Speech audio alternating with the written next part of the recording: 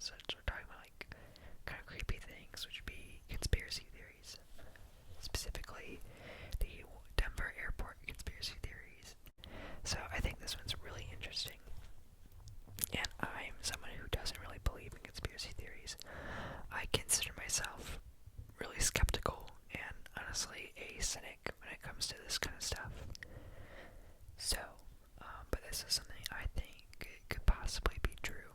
So I'll share my theory with you at the end. Also, I will be reading off my notes, so I will be looking down pretty often, so my apologies. Hopefully you don't find that too distracting. Okay, so let's get right into it.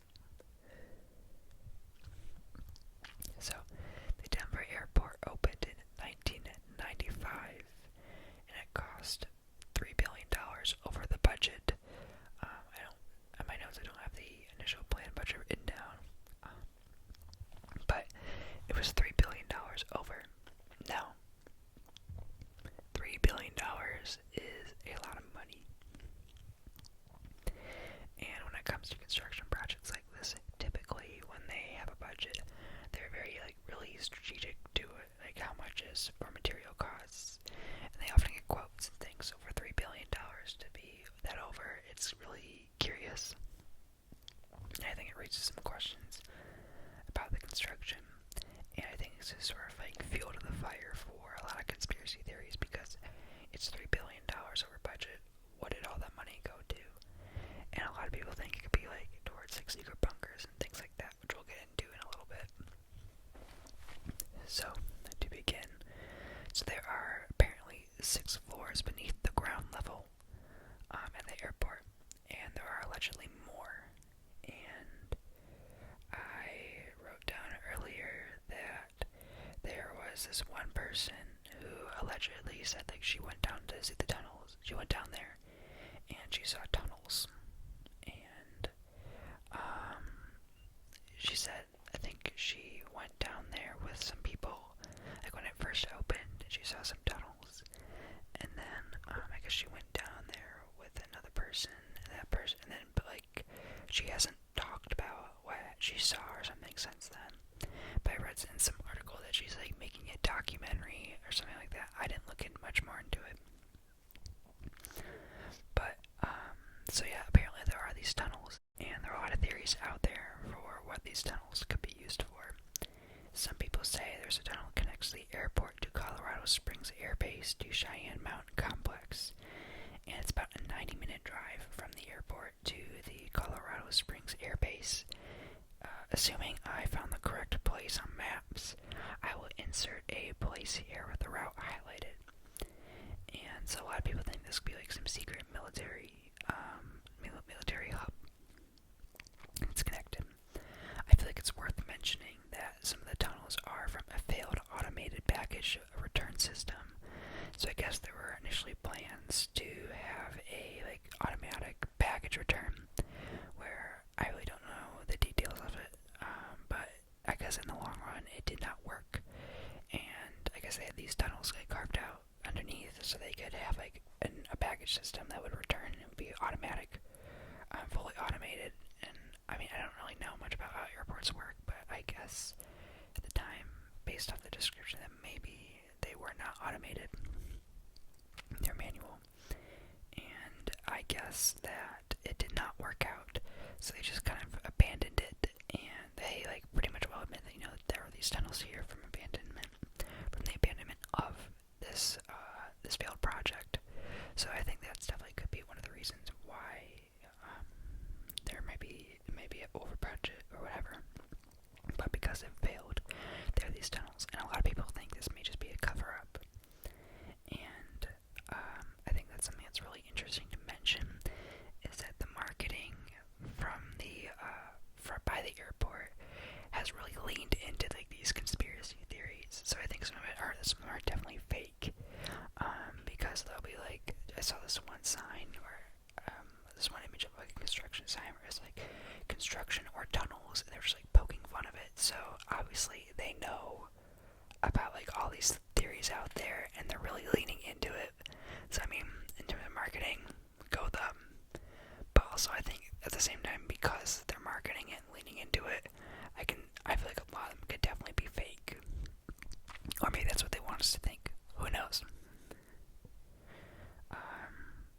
So allegedly there were also 5 buildings initially built underground, and they were abandoned, and then the structure was like rebuilt on top of it.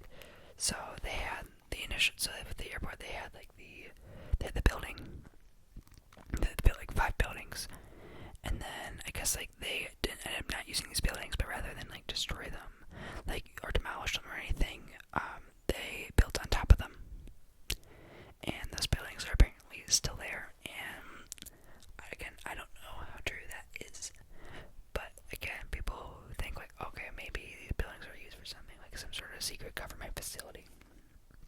So yeah, there's this alleged superstructure, and sort of going into that, a lot of people think the Denver airport could be the headquarters for the New World Order. And oh, sorry, my dog just barked. And one of the big things that points to that is in like the lobby, there is this commemorative stone, which like thanks like the people who helped make this airport possible. And while most airports would probably think like, oh, the city for helping us like get this together, or like the mayor, or like notable donors, the very first thing they think is the New World Airport Commission. New World Airport Commission, New World Order. It's a lot of people are making this connection, and I couldn't find anything official on the New World Airport Commission. If you look into it, nothing really comes up, and there's really no such thing. But apparently, what people have said, what like the airport has said, is that it's local business. It's a group of local businesses and politicians that helped make the airport possible. And I think that's definitely possible, but at the same time, you never know. And apparently, I could not get a fact check on this, but apparently 3 members listed do not exist. Like 3 businesses or whatever, they did not exist. I don't really know how accurate that one is. I feel like maybe they just went bankrupt or whatever and they don't exist today, but they could have existed back then. Who knows? Okay. But, some guy named Charles Ansbacher, he was the conductor of the Boston Landmarks Orchestra. He came up with a name apparently he's like credited for the coming up with the name. He says he did it to publicize the construction of the airport. The name comes from his love of the New World Symphony. I didn't write down the name, but it was in some city, I mean, I think it's a pretty logical answer, I guess. Again, you never know. I feel like with a lot of this stuff, it's the things that make the most sense are the most sense, like, but at the same time, things are often hidden in plain sight, so you never know. But I know they say often the simplest answer is often true. And this is something that makes pretty much sense. Like, it checks out to me. I do think that the fact they couldn't find, that apparently those 3 members listed do not exist, I do find that a little interesting. Maybe some goofed or whatever, but, I do find it very odd that we still can't find anything on the New World Airport Commission itself. Like, I feel like there'd be more information on that. Just based off that, the New World Airport Commission makes them sound like they're like a bigger group and they'd be going around supporting like other airports, like other new airports. But because like if it was local to Denver, that area, I feel like they would call it like the Denver Airport Commission or something like that.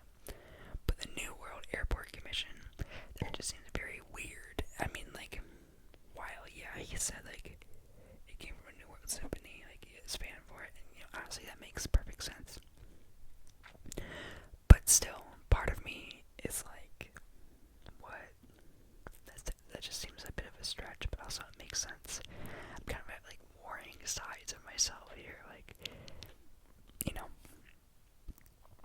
But yeah, so a lot of people think this is like some headquarters for the New World Order, and this is kind of a lot of people like are like, if you look at these murals, so there are these strange murals.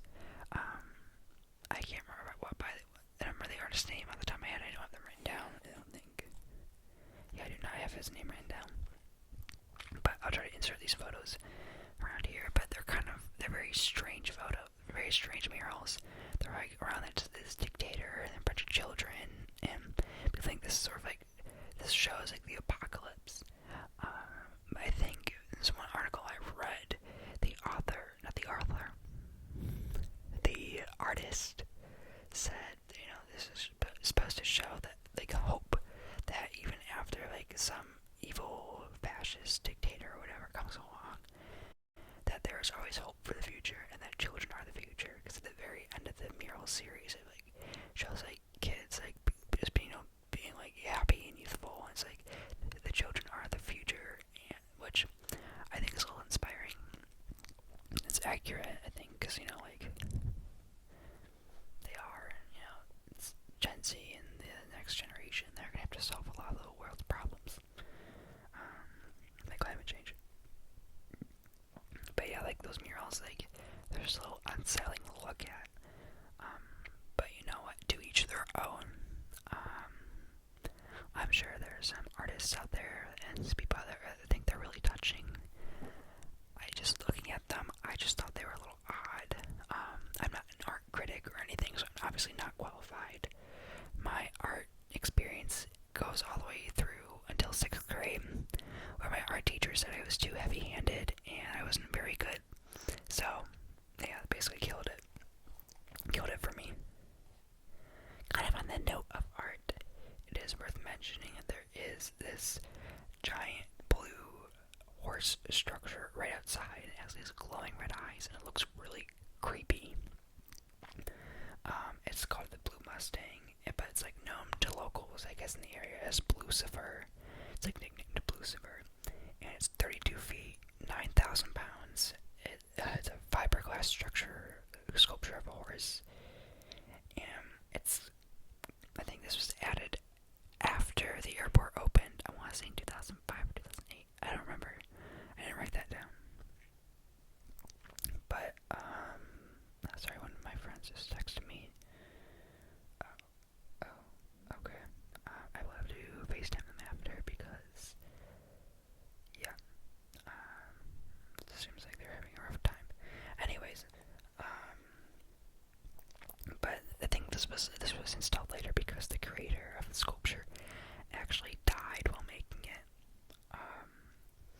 He wasn't, I feel like people will be like, oh, maybe he was silenced or something, but maybe like knew something, but no, I guess the piece of the structure fell on him and actually severed his artery in one of his legs, and the arteries are like the biggest vein nerve, so it goes like artery, vein, capillary, from what I remember about a year ago in biology.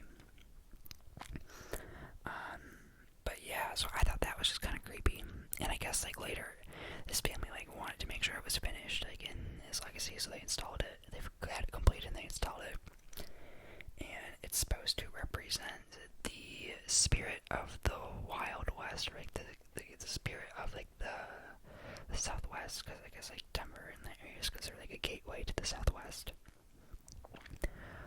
But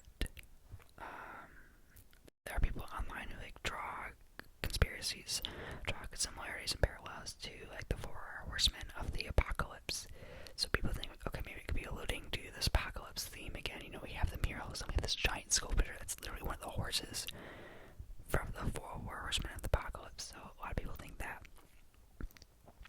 So yeah, and going back to the New World Order thing, basically people think it's like a sort of very similar like the Illuminati, where it's this elite organization of people who control the world, like celebrities, important politicians, and whatever, things like that. So, I guess my thoughts on this. So, my personal thoughts are that the reason why the airport may have gone over budget is they were building like these bunkers for people, right? But not for like the headquarters of this New World Order or whatever. I think it was built in the event that, there is a world catastrophe or something, and it would be for like a safe haven for like the super rich, like Jeff Bezos, Bill Gates, Elon Musk, like those kinds of people to go to, and like maybe some like important politicians or whatever to survive. And there were evidence evidence of, I mean, not in this case specifically, but there are like really expensive luxury bunkers that billionaires and millionaires have access to, like they can buy into. I remember a few years ago I watched this one YouTube video.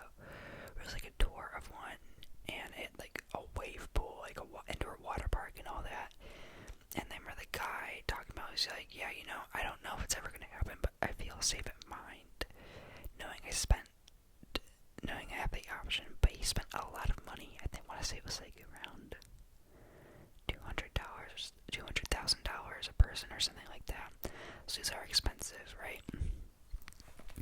And so I think, and correct me if I'm wrong, but I know like the Colorado area is known for having mountains. And one thing I did learn from the Hunger Games was the reason why the Capitol was based in that area was because it was hard, because the mountains served as a natural barrier of a protective barrier. So I think it would make sense for this hub to be sort of like a safe haven for some catastrophe or whatever, some major world event, while the rest of us, you know, are out on our own. So yeah, that's kind of my thoughts on the matter. Definitely, like, let me know what your thoughts are. I'm just going back over my notes because I took a couple notes and I rewrote them. But yeah, I don't think it's anything like too crazy, like too out there. I know like some people online think it could be like Area 52, which is like the government's actual, which would be like the government's actual place where they store the aliens, and that Area 51 is just like a red herring, like a false flag or whatever. And I don't know, because like, why would they? Because I mean, the Denver airport's pretty big, and there are a lot of people going to the airport. Why would they like put like aliens there if aliens are real? It makes sense, because like an alien, like let's say an alien escapes, okay, and you have all these civilians at risk of seeing this alien or whatever. Like, that doesn't make sense. My thoughts on aliens are, logically, it just doesn't make sense that we're the only planet in the entire universe that has like intelligent life forms. So I believe there is something out there. Whether or not we'll actually ever make contact, who knows? I think it'd be kind of like, when I was younger, I used to say like I would want to be president, so I would know if there were aliens. I don't know. I guess we just have to like go with our gut. Like, I think there's something out there. Who knows? Maybe there's another Earth, but I imagine they're a pretty like peaceful society. Like, they're just like Earth. You know, they have their fair share of problems. Like, they have a complex society. They may look different, but at the end of the day, they have their own family. I'm sure they have like their own families and things like that. Like, I'm getting way off topic. Yeah, but I did buy this book today. I went to Barnes & Noble, and I bought this book on conspiracy theories. So I want to read it and learn a bit more. I don't think the Denver airport was in there. And common conspiracy theories that you want me to cover. Yeah. Because I really want to do more of these videos. I will say some conspiracy theories I won't do, because I think sometimes they kind of lead to misinformation that can be really harmful, and that's not something I really want to do or give a platform to on my channel. So like, I encourage everyone to take, like, even this video, like, it's pretty harmless, you know, it's just talking about an airport,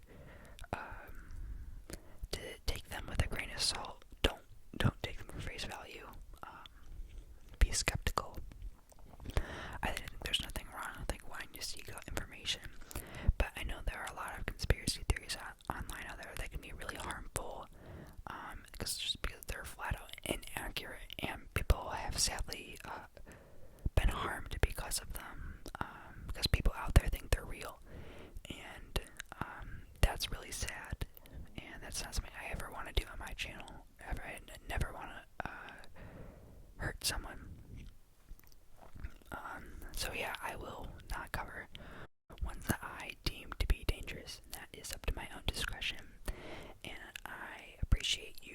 understanding that. Oh, another one of my friends just texted me asking me to read over the paper, so I think I'm gonna end this video. But yeah, I hope you all have a great rest of your day. Great rest of your day, great rest of your night. Feel free to comment conspiracy theories you want me to cover, your own thoughts on the airport, your thoughts on this ambiance I set up, if this worked out. I'll check it out in post-production. But yeah, you guys have a great rest of your day.